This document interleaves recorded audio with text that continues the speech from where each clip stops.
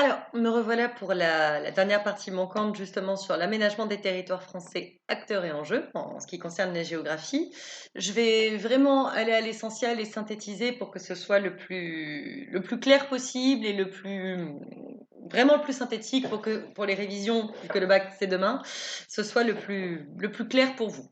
Alors, en ce qui concerne l'aménagement des territoires, qu'est-ce que c'est l'aménagement des territoires? Déjà, pour commencer, en France, c'est ce qu'on a appelé une politique publique, donc faite par l'État, pour organiser au mieux le territoire français afin de donner les mêmes chances à tous les citoyens. C'est-à-dire que tu sois né à Paris ou au fin fond de la Creuse, que tu puisses avoir de la même façon accès aux soins, aux transports, à la scolarité, etc., etc., etc. Donc c'est ça, l'aménagement des territoires, c'est comment on réduit les déséquilibres du territoire français. Ce qui me fait venir à l'introduction, vraiment la première chose à vous montrer. Il y a un petit schéma tout simple à retenir. Sachez qu'au bac, vous pouvez faire des petits schémas en même temps pour illustrer vos propos. Au contraire, c'est valorisé. Alors, schéma tout bête. Voici un schéma de la France, parce qu'on reconnaît bien l'hexagone. Il y a 3 grands déséquilibres à retenir. 3. Le premier, le gros point en rouge, effectivement, c'est la prédominance de Paris. En gros, premier problème des équilibres du territoire français, c'est qu'on a une capitale, Paris, qui centralise absolument tout. C'est très compliqué, sorti de Paris, de trouver certaines spécialités, certains services, certains types d'emplois. Par exemple, je ne sais pas, moi, vous travaillez dans le domaine comment dire, du numérique, des applications d'iPhone, par exemple, vous êtes développeur. Et ben, si vous ne travaillez pas à Paris, ça va être compliqué dans le reste de la France. Je ne dis pas que c'est impossible, mais c'est compliqué. Donc, première chose, il faut décentraliser Paris. C'est le premier déséquilibre. Deuxième déséquilibre, je me rapproche. En bleu, là, vous avez une diagonale qui part des Ardennes jusqu'aux Pyrénées. Alors, le problème de cette diagonale, on l'a appelée la diagonale du vide. Et elle porte très bien son nom puisqu'il n'y a rien. Dans la diagonale du vide, vous manquez d'humains, vous manquez de transport, vous manquez d'emploi. Donc ça, comment redynamiser ces territoires? Ça va être un autre enjeu de l'aménagement des territoires. Donc on résume, Paris qui centralise tout, la diagonale du vide, et enfin, en vert, le trait que vous voyez ici. C'est une séparation qui marque traditionnellement avant les années 50 une France plutôt industrielle du côté là, parce que là vous aviez les mines de charbon, les mines de fer, les aciéries, tout ça, et de l'autre côté traditionnellement une France plutôt rurale avec plutôt des activités tournées vers l'agricole. Voilà les 3 grands déséquilibres. Donc, comment on va faire avec la politique d'aménagement des territoires pour trouver des solutions pour régler le problème de ces grands déséquilibres? J'en viens à ma petite carte que j'ai trouvée extrêmement bien faite parce qu'elle synthétise vraiment tout. Alors, je m'approche. Vous avez ici Paris donc qui concentre tout.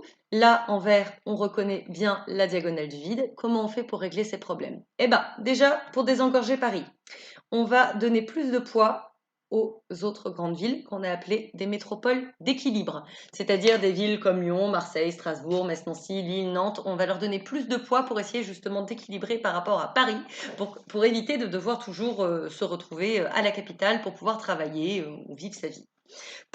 On continue sur Paris, désengorger Paris.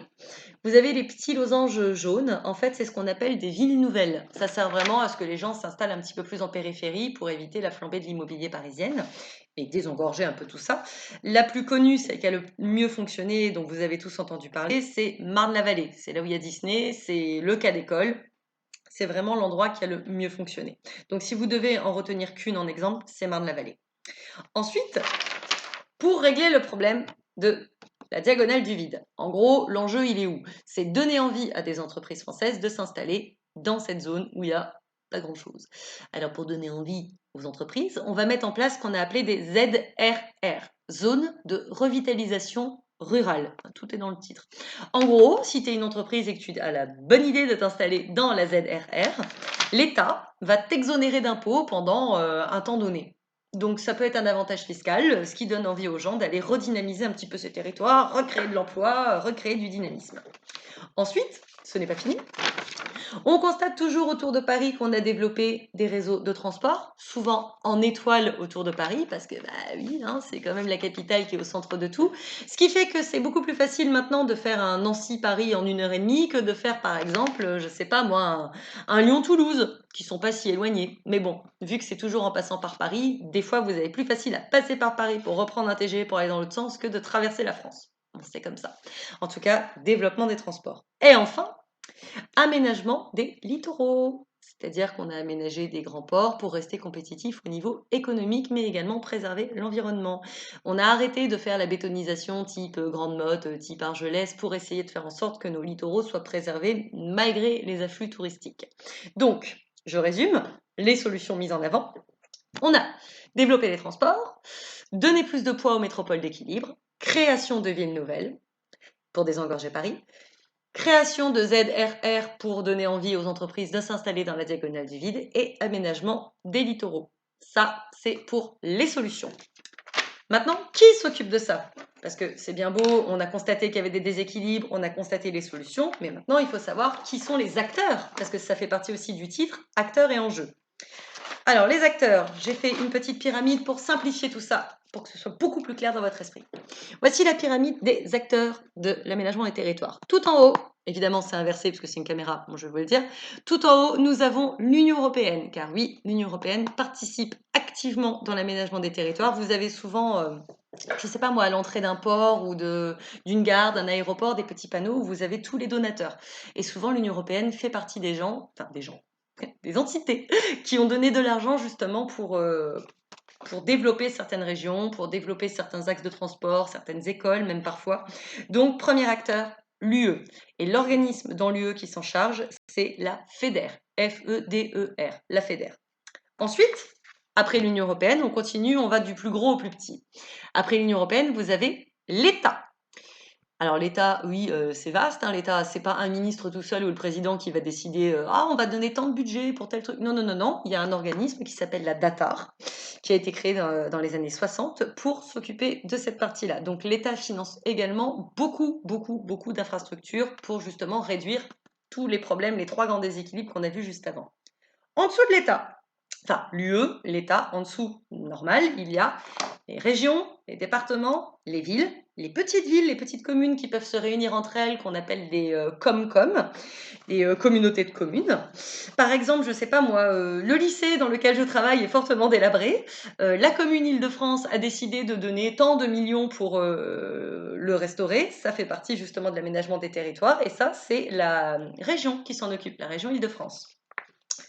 Ensuite, enfin, tout en dessous, après l'UE, après l'État, après les régions, départements, communes, vous avez les citoyens. Vous êtes les derniers acteurs de l'aménagement des territoires pour une simple et bonne raison. D'une, vous payez des impôts. Donc c'est un peu avec votre argent qu'on rénove un peu tout ça, qu'on refait les routes, qu'on crée un city pour les jeunes, enfin des choses comme ça. On va installer un dos d'âne. Donc c'est avec l'argent des citoyens. Et en plus, nous votons. C'est-à-dire que je ne sais pas, moi, il y a eu les régionales, il y a eu les communales. Quand on vote, on choisit un programme. Dans le programme, ben, le monsieur, le maire avait proposé de créer un city. Ben, si j'ai voté pour lui, d'une certaine façon, je suis acteur parce que je suis d'accord avec son projet. Donc voilà pourquoi les citoyens sont également des acteurs de l'aménagement des territoires. Donc à ne pas oublier la petite pyramide pour les acteurs. Enfin, et j'en arrive à la fin, parce que on synthétise, quels sont les enjeux de l'aménagement des territoires? Quand je dis enjeux, j'ai en gros quels sont les buts. Pourquoi faire de la politique d'aménagement des territoires? On l'a déjà un peu dit. Premièrement, on veut réduire les inégalités du territoire. Comme je vous ai dit, il faut que tous les citoyens de France aient les mêmes chances, les mêmes accès aux soins, les mêmes accès à la scolarité, tout ça, tout ça. Donc, réduire les inégalités. Ensuite, on est en 2021, je ne vous apprends rien sur le fait qu'on subit un réchauffement climatique, qu'on a des gros soucis écologiques. Donc le but du jeu, c'est d'aménager tout en respectant l'écologie. On essaye de développer durablement, on respecte l'environnement, on crée des protections de l'environnement, des espaces naturels.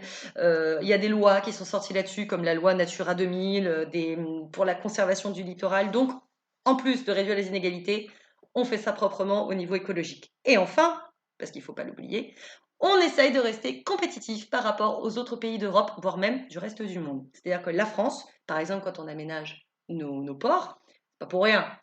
C'est pour qu'au niveau économique, les pays étrangers puissent, débarquer leurs cargos, leurs chargements en France et pas aller jusqu'aux Pays-Bas. Donc on essaye de rester compétitif. Donc vous oubliez jamais, on a un but social, on réduit les inégalités, on reste économique, donc on reste compétitif par rapport aux autres et au niveau écologique, on respecte l'environnement. Et là, vous avez l'intégralité du chapitre sur l'aménagement des territoires français.